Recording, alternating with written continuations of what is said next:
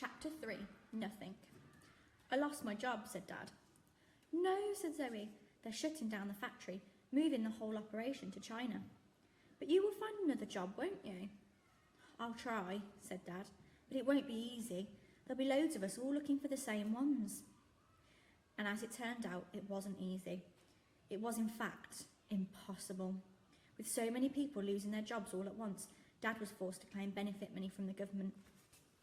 It was a pittance, barely enough to live on. With nothing to do all day, Dad became more and more down. To begin with, he went to the job centre every day, but there were never any jobs within 100 miles, and eventually he started to go into the pub instead. Zoe could tell, because she was fairly sure that job centres didn't stay open till late at night. Zoe became more and more worried about her father.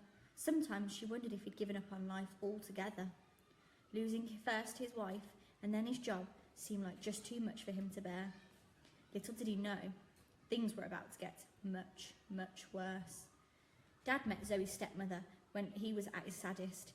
He was lonely and she was on her own, her last husband having died in a mysterious prawn cocktail crisp-related incident.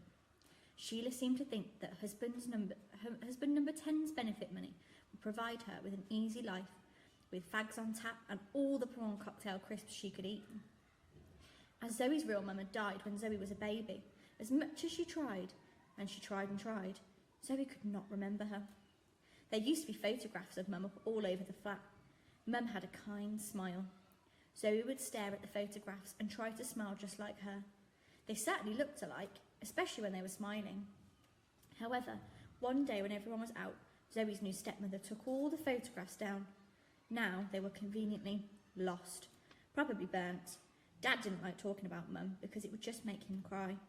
However, she lived on in Zoe's heart. The little girl knew her real mum had loved her very much. She just knew it. Zoe also knew her stepmother did not love her, or even like her very much. In truth, Zoe was pretty sure her stepmother hated her. Sheila treated her as at worst an irritant, and at best as though she was invisible.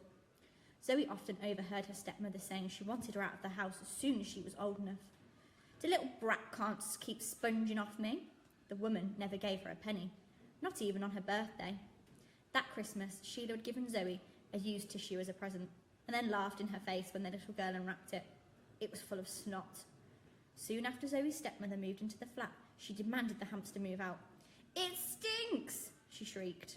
However, after a great deal of shouting and slamming doors, Zoe was finally allowed to keep her little pet. Sheila carried on despising Ginger Nut though. She moaned and moaned, and the little hamster chewed holes in the sofa. She moaned and moaned, the little hamster chewed holes in the sofa, even though it was burning hot ash falling from her fags that had really created them.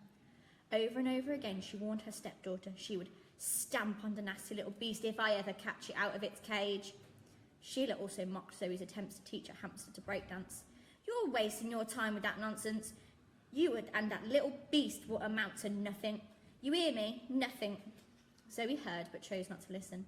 She knew she had a very special way with animals, and Dad had always told her so. In fact, Zoe dreamed of travelling the world with a huge menagerie of animal stars. One day she would train animals to do extraordinary feats that she believed would delight the world. She even made a list of what these madcap acts could be.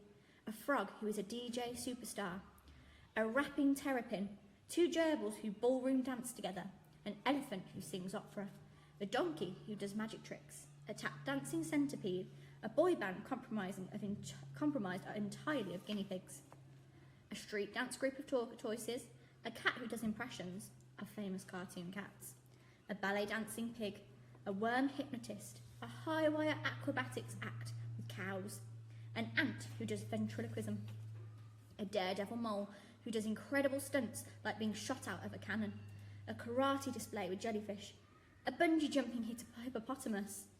Zoe had it all planned out. With the money her animals earned, she and her father could both escape to the leaning, crumbling tower block forever. Zoe could buy Dad a much bigger flat, and she could retire to a huge country house and set up a sanctuary for her unwanted pets. The animals could run around in the grounds all day and sleep together in a giant bed at night. No animal too big or too small, they will all be loved, was to be written over the entrance gates. Then, on that fateful day, Zoe came home from school to find that Ginger Nut was dead, and with him, Zoe's dreams of animal training stardom died too. So, reader, after that little journey back in time, we're back at the start and ready to get on with the story. Don't turn back to the beginning though, that would be really stupid, and you would go round and round in circles reading the same few pages. No, move on to the next page and I will continue with the story. Quickly, stop reading this and move on, now!